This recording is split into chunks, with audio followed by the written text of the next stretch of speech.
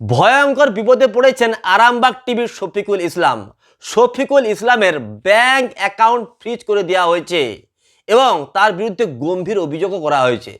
তিনি নাকি ভুল ভাল ভিডিও করেন, ঠিক শুনেছেন, ভুল ভাল ভিডিও করেন এবং ভিউ বাড়ান, এবং তার ব্যাংক অ্যাকাউন্টে যে আর্থিক লেনদেন হয় তাতে নাকি বেনিয়ম রয়েছে।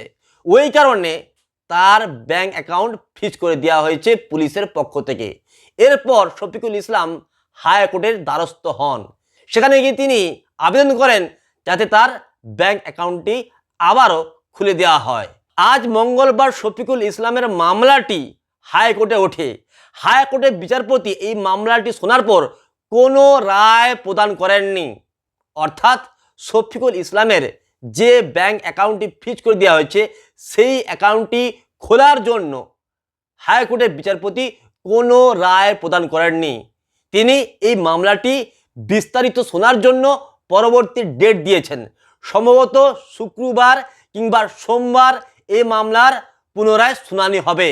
শফিকুল ইসলাম বলেন, ব্যাংক অ্যাকাউন্ট ফ্রিজ করে দেওয়ার ফলে আমি আর আর্থিক লেনদেন করতে পারছি না, টাকা তুলতে পারছি না সেই অ্যাকাউন্ট থেকে।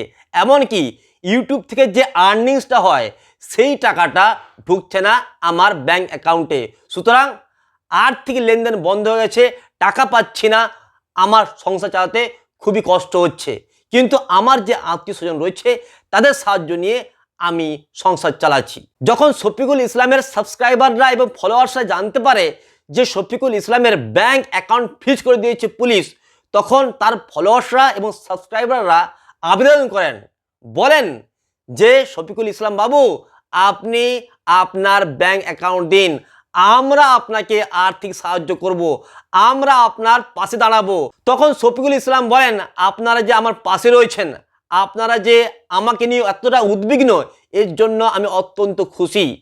আমি বুঝতে পারছি যে আপনারা আমাকে নিয়ে কতটা উদ্বিগ্ন, কতটা চিন্তিত, কতটা দুশ্চিন্তায় ভুগছেন। এর জন্য আমি অত্যন্ত খুশি যে আপনারা আমার পাশে রয়েছেন।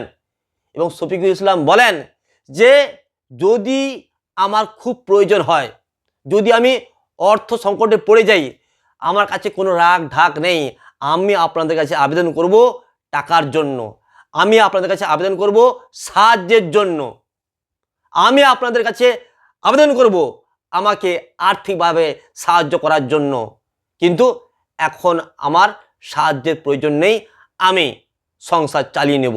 কিন্তু তিনি একথাও বারবার বলেন যে আমার সংসার চালাতে কষ্ট হচ্ছে, আমার পেটে লাথি মারা হচ্ছে এবং এতে করে আমি ভয়ঙ্কর সমস্যার মধ্যে পড়ে গিয়েছি।